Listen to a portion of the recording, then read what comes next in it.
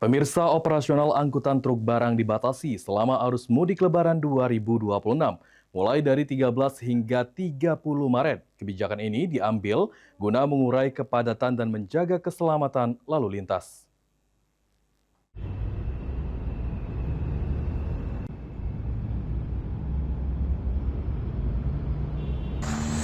Perbatasan tersebut tertuang dalam surat keputusan bersama yang ditetapkan Kementerian Perhubungan Republik Indonesia, Kementerian Pekerjaan Umum, serta Kepolisian Negara Republik Indonesia.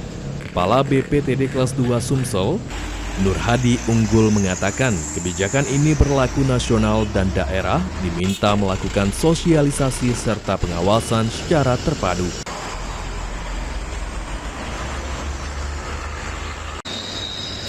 Selama periode tersebut, kendaraan angkutan barang 3 sumbu atau lebih, kendaraan tempelan, kendaraan gandeng, serta angkutan hasil tambang dan material bangunan dibatasi operasionalnya. Rekayasa lalu lintas juga disiapkan melalui sistem one-way, kontraflow, dan ganjil genap untuk mendukung kelancaran arus mudik.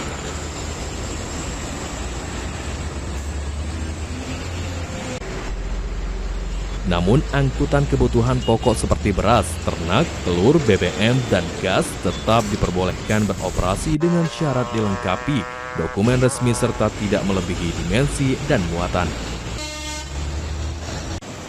Di Sumatera Selatan, pembatasan berlaku di jalur tol dan non-tol dari Bakahuni hingga Jambi dengan sejumlah kantong parkir yang disiapkan selama masa angkutan Lebaran.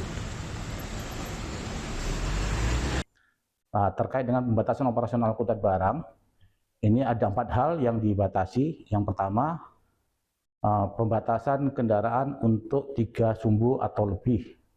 Kemudian, pembatasan operasional untuk kendaraan tempelan.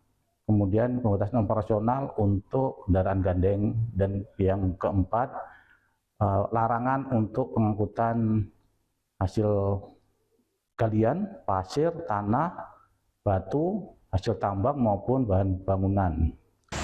Dengan pembatasan operasional ini, diharapkan arus mudik Lebaran 2026 dapat berlangsung lebih lancar, aman, dan terkendali. Muhammad Aidil, PAL TV.